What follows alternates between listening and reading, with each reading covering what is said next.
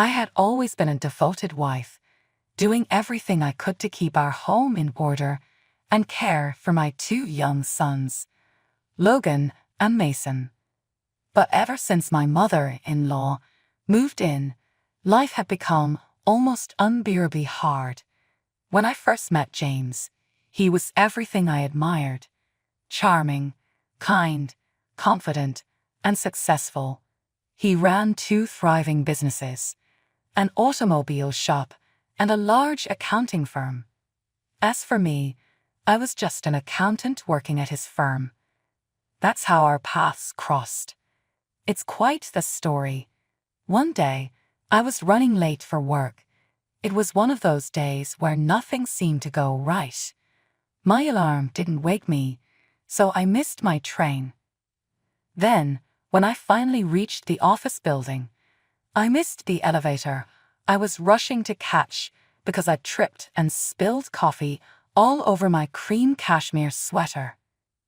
As I sat in the reception area, tears started to fall.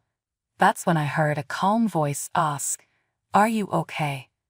I looked up, and there he was, James, my boss. I was shocked.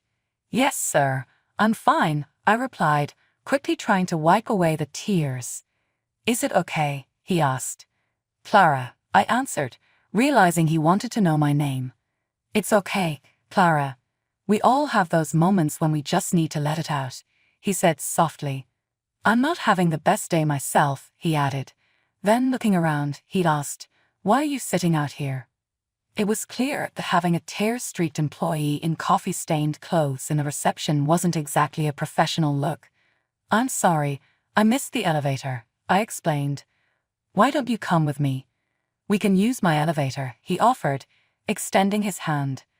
Not only did he let me use his private elevator, but he also had his assistant take care of my clothes. That day, I hardly worked. I spent most of it in his office, where he opened up about how his fiancée had just left him and how his day had been rough too. We connected instantly, or at least I thought we did. He took me out to lunch, and from there, things just fell into place. It wasn't just his success that drew me in, he was also incredibly attractive. I often wondered what he saw in me. Don't get me wrong, I know I'm not unattractive, but he was one of those people who just seemed to have it all. The first year of our marriage felt like a dream. He would leave little gifts and notes for me to find around the house. My favorite note said, "You're a dream come true. You light up my life." He seemed perfect. But things started to change after I gave birth to our second son, Mason. While he was still sweet and helpful, he began making snarky comments about my weight. One night at dinner, James looked at me from across the table and said, "Hey, babe, if you get pregnant again, no one's going to notice." "What do you mean?" I asked, confused. "'Cause, James replied, waving his fork vaguely in my direction. "No, I don't know," I said, feeling anger rise inside me.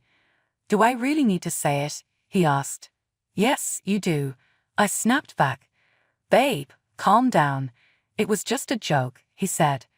"Implying I'm fat because I just had your child isn't funny," I replied. I pushed my barely touched plate away. I couldn't eat anymore. He often made these so-called jokes, but I knew how to handle him. Usually, he'd back off when he saw I was upset. Things took a turn for the worse once my mother-in-law came for a short vacation. I tried to make the best of it at first. She was family, and I wanted to be welcoming. But no matter what I did, she found something to criticize. It started small, like the way I folded the laundry or how I cooked dinner. One Sunday morning, she went out and bought fast food for herself and my husband. When I asked why, she simply said, "Darling, your meals are a bit dry and either too bland or too salty. Once you get it right, I'll stop buying takeout for my son and the grandkids." I was too upset to respond. I just ate the breakfast I had already made and cleaned up the kitchen. Soon, it felt like nothing I did was good enough. My husband took her side on everything. It wasn't just the criticism. They both seemed to enjoy his cruel jokes, which became more frequent and harsh. She encouraged his behavior, feeding his cruelty and disdain. They treated me worse than a servant, like a slave. They'd barked orders and expected me to drop everything to cater to their every demand. When I protested, they'd laugh and remind me that it was my duty as a wife to take care of them. James would sometimes say, "If you'd stop nagging, you might learn a thing or two from my mom." I finally reached my breaking point when he yelled at me for not sticking to his food schedule. "You're completely incompetent. You don't work or contribute in any way. I don't ask anything of you. I don't even care how you look. The one thing I do ask, you can't even get that right," he shouted, shoving his plate off the table. "I told you, dear, she's just lazy," added his mother, Eleanor. That night, I cried myself to sleep, feeling utterly worthless. I had always wanted to work. Many times, I begged James to let me get a job. He always refused, insisting it wasn't necessary. "My income is more than enough. Let me take care of you. All you need to do is look after our kids and yourself," he would say. It was unbearable, but I knew I couldn't just sit there and take it. I couldn't endure their abuse any longer. I decided I had to do something. I needed revenge. So, I started planning. I knew they both had their weaknesses, and I was determined to use them, just as they had used my love and vulnerabilities. The first step was to act like the perfect wife again. I cleaned the house from top to bottom every day without a word of complaint. Dinner was always on time, and I even followed Eleanor's favorite recipes exactly. I did their laundry, ran their errands. But while I played the part, I began planting seeds of doubt. "Why do you treat me like a servant?" I asked James one day. "Shouldn't you start treating me like a partner instead?" He didn't respond, but I could see my words struck a chord. He liked to think of himself as a modern man against the patriarchy. I chose my tone carefully, more amused than frustrated. I knew that would work best. It seemed to get to him. After that, he started showing me a bit more respect. He called me honey, again, and even said please when he asked me to do something. To be honest, those were the only real changes. The cruel jokes became less frequent too. But Eleanor was harder to crack. She was a stern woman who seemed to enjoy making me miserable. But I knew her weakness. She adored her grandchildren. She often said, "Thank God they look just like their dad," as if it would have been a problem if they resembled me. She was always buying them gifts and seemed almost desperate to take over as their mother. She constantly questioned my parenting and tried to tell me how to raise my own children. She'd say things like, "That's not how you play with a 2-year-old," or "Those clothes aren't suitable for the children of a successful businessman." One day, she crossed the line when she asked, "Clara, why do you neglect your children?" I was so furious, I stormed out of the house. Knowing how much she loved my kids, I saw it as the perfect weak spot. I knew it was cruel, but this was war, and I wasn't pulling any punches. I began taking the boys out more, flaunting their affection for me in front of her, making sure she noticed how much attention they got. Slowly, I saw a shift in her. She started treating me with a bit more respect, even giving me her version of compliments on my cooking and cleaning. "This meal is acceptable," became her go-to phrase, even for her favorite dishes. It wasn't exactly high praise, but it was better than her usual comments. It was a gradual process, but it was working. I wasn't in a rush.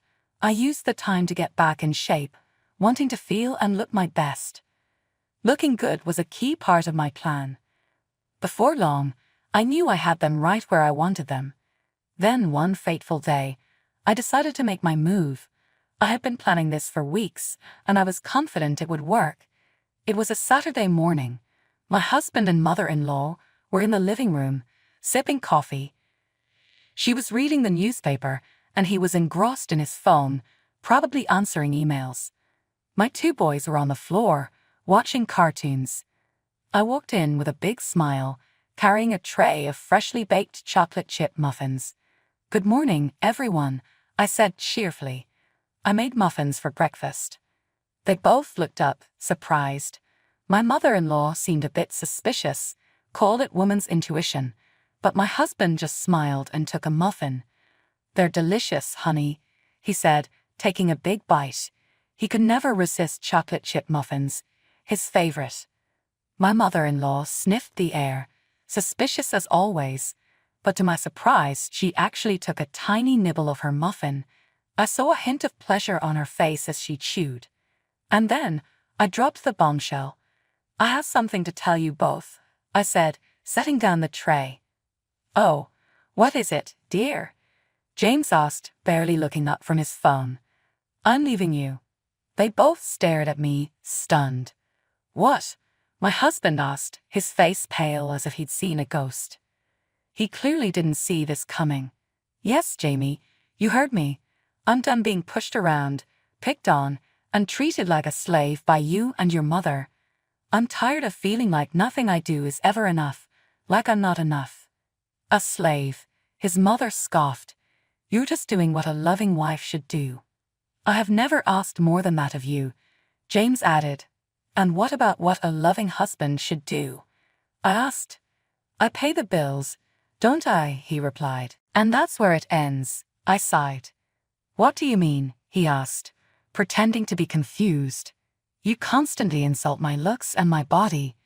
You make me feel like a troll."